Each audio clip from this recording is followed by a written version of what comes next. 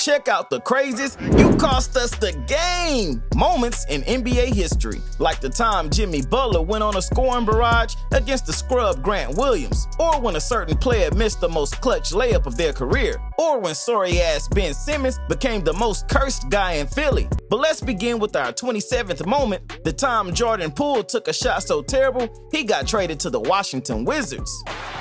Warriors down 3. Curry double team.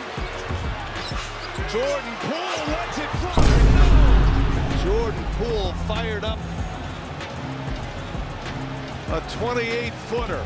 Damn, where were all those bad chicks when Jordan Poole needed them? I know Poole wasn't the only cat scaring off the baddies during the playoffs. It's one thing for Jimmy Butler to secure a victory, but quite another to simply gift him the game. Giannis has it. Get it to Middleton. 2-point game.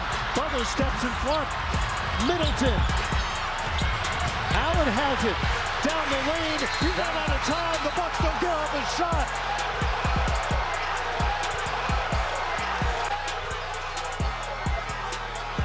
With this play, Russell Westbrook didn't just give the game away, he threw it away. No more timeouts remaining. Westbrook throws it away.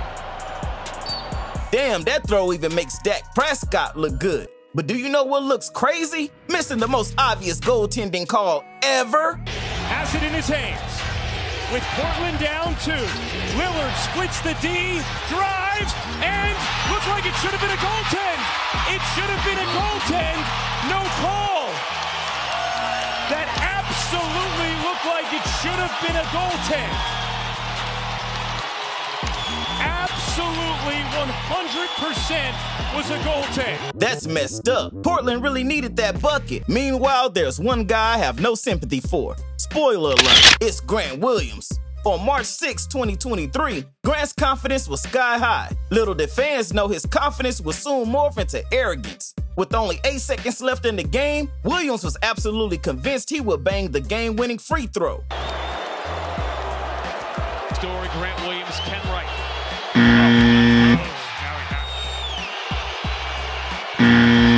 Doesn't go, and neither does the tap. Man, Grant Williams for sure ain't built like that. And he didn't get the memo, cause 2 months later on May 19th, 2023, Williams was bumping his gums again. But this time it wasn't against the Cavs. He was squaring off against Big Jimmy Buckets. And everybody knows you leave Jimmy the hell alone, cause he's like a bomb ready to detonate on that ass. Skipping ahead to 6 minutes remaining, with the Celtics holding a 9-point lead, Williams managed to do just that. He set Jimmy off. Williams defends Butler, a bump, the grind, the gyration, and the 2 in the foul. And they're having words. Look at this. Nose to nose, eye to eye. Will take it into the defense of Grant Williams. Shot clock at 4. Here he accelerates and finds 2. And gave him the too small sign, or go up 1 with the 3. Butler drives on Grant Williams, and a 15-footer will tie it at 100. Williams, the defensive assignment. This is what he wants. Inside for the lead. He got it. That's what he wants. Grant Williams on him. The takeaway is clear. You play with fire and your ass gonna get burned. But props to Grant Williams for shooting his shot, because it's better to shoot your shot than to do what Zach LaVine did. Into LaVine. Steps in, that's a 2. And it's rebounded by Avdia, and the Wizards, without Bradley Beal, Kristaps Porzingis, or Daniel Gafford, knock off the Bulls. In the words of Wayne Gretzky, you miss 100% of the shots you don't take. While Zach LaVine was scared to attempt the game-tying three-pointer, Russell Westbrook fearlessly stepped up to the plate. They're not calling a timeout. Russ, nearly loses it. With 5, with 4. Russ drives. It's underneath. And the Lakers are going to lose it. And they never got a shot away. And they didn't call a timeout. That's what surprises me the most. Everybody aspires to be the hero, but what often slips their mind is how fast you can turn into the villain. Speaking of which, Nick Claxton also wanted to wear a cape, but when he tried it on, he quickly realized that it just didn't suit him. To shoot it regular because he's going to miss it. He lifted up purpose, a truce inside. He didn't need to do it. Shoot regular because you're going to miss it anyway. When it comes to a showdown between the commentator and Nick Claxton, the commentator will win 9 times out of 10. Nevertheless, I'd prefer to have Reggie Miller as my op over facing myself. Cause there's one thing I've learned in life, and it's there's no greater enemy than yourself. And that boy Ja had to learn this the hard way. Malik Monk makes both free throws. The Grizzlies have an opportunity. Monk 0 for 1 at the line tonight. Makes that one. Anchar, got to get it in. Morant, a 3 for the tie. It's short. He got fouled. To tie. Nope. Ball has to hit the rim on this miss by Morant.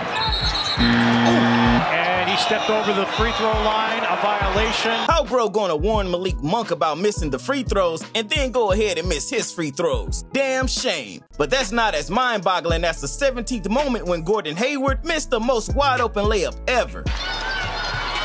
Inbounding right now, that's so easy. Oh! NBA players know how to make the impossible seem possible, and they also know how to make the possible seem impossible. This reminds me that the refs have an impossible job, cause one bad call during a pivotal game, and they will be remembered forever. In 2019, referees did more than just make mistakes. They made historically bad calls. In a game tied at 132, with the mere 30 seconds left in overtime, the refs were acting like they saw ghosts. It's Durant. Makes a move, lost the ball, tries to get it, saves it, saved inside, outside Curry. 2. It'll be interesting to see on replay if Durant was out of bounds as he saved that ball. Out. Absolutely he's out. Wow. I mean, how do you miss that? Man, it's already tough enough to face off against Steph and KD on the same squad. At least the refs can give the other team a puncher's chance. Yet, on January 31st, 2021, they didn't just give the Wizards a fighting chance. Joe Harris practically handed them the knockout blow. They got to go quick. Beal will pull up for 3. He hits it. 35 for Beal, 2-point game. Matthews with a steal. Here's Westbrook for 3. He hits it. Wizards up by 1. Here's Brad right here with the pull-up. Great shot. And this was on line right here. Look at Garrison here. Garrison Matthews. Get that to Russell Westbrook. Now, you know that wasn't no damn accident. Just like how a 4-time All-Star never misses a game-winning layup by accident. Tinsley looking for a cutter. Over the top, Millsap! Oh, it comes off!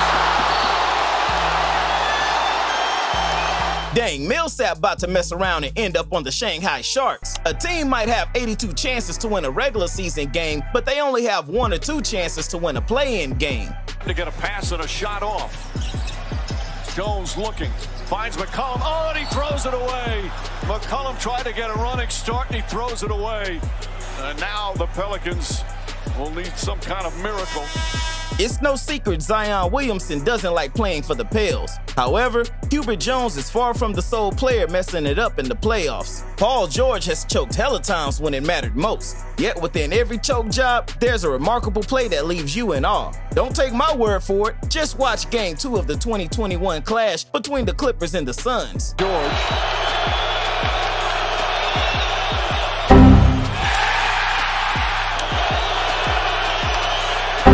Missed another! And easy inbound with that big body in front of you. Crowder looking, throws it alley-oop. Oh! Ayton puts it down! That's a great screen by Booker. DeAndre Ayton. I can't decide which moment is more impossible, bricking 2 free throws or 8 times game-winning shot. Either way, the Clippers suck. This past moment was a great case of a superstar choke job, and this next moment is totally different. James comes up top, gets it. James on the drive, gets in the paint, layup, missed it. And the game is over. Lakers furious, they thought he was fouled. Excuse me, and it's now overtime. LeBron James might have 4 chips, an all-time scoring record, and 2 future NBA kids, but he for sure doesn't have the Zebras on his team. Just like LeBron, you have no idea of what's to come because we still got DeAndre Jordan's game-winning layup, Ben Simmons' sorry-ass putback shot, and the time J.R. Smith blew the Cavs' chance of winning the championship. But for now, let's check out number 10, because there's no better way to blow the game than missing the easiest shot of your life. Johnson throws it, intercepted. Knight, 2 seconds, 1 second. Oh, he missed it at the horn. Joe Johnson got caught in no man's land, waited a long time, and here's Brandon Knight. Wow, that layup was about as wide open as Tristan Thompson's DMs, but it still doesn't quite match the openness of Andre Karolinko's last-second layup in 2011. With less than 2 seconds left, the Jazz were in dire need of a miracle, both a steal and a basket, to keep their hopes alive. But contrary to the fans' expectations, the Jazz got more than they bargained for, because they subscribed to the channel. Now, they were just one basket away from turning their dreams into reality. 1.2, and they've got a foul if they don't steal it. He's run out. Oh, Kenyon Martin played with that ball. He actually offered for the defender to touch it because it's a technical. If Guinness Records is keeping an eye out, I think we've just stumbled upon a new record, the most chokes in 1.2 seconds. But it's going to take more than 1.2 seconds to dissect this next moment. In the 2006 playoffs, Gilbert Arenas' choke job was so flagrant that he needed a Black Ops trainer to recover. But first, let's rewind to the fourth quarter of a fiercely contested game between the Cavs and the Wizards. The Wizards were ahead by 1 with only 15 seconds left. However, that changed when Gilbert Arenas stepped up to the free throw line and missed the first attempt. LeBron James gave Arenas a tap on the shoulder and uttered something he'd never forget, essentially implying that if Arenas missed the next free throw, the Cavs will finish him, and that's when this happened. And Cleveland still with a timeout remaining. Now, you have to be smart here now. To this free throw. Arenas misses both, and Ilgauskas calls timeout with 14.1 remaining. Man, that's dope. I ain't know LeBron can see the future. The future is one thing, because he definitely don't know how to foul Steph Curry. Holding, there is no shot clock. Still holding, down to 2. What are the Kings doing? It's like they forgot that the shot clock was off. It's just, Steph is privy to the fact that he doesn't need to pass the ball. And Steph knew.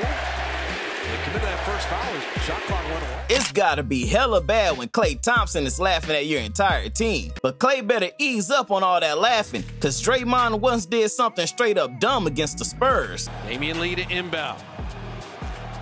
Oh, still looking for Steph.